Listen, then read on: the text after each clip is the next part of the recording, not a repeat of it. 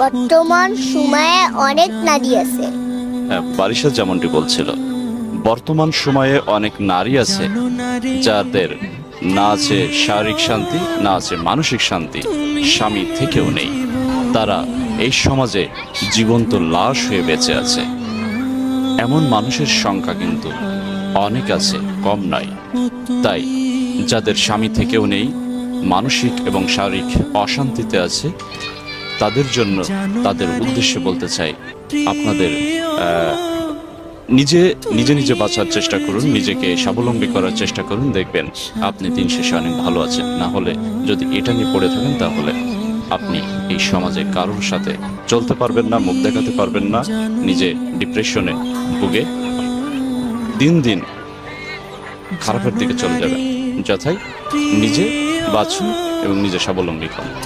আসুন আলো ছড়াই।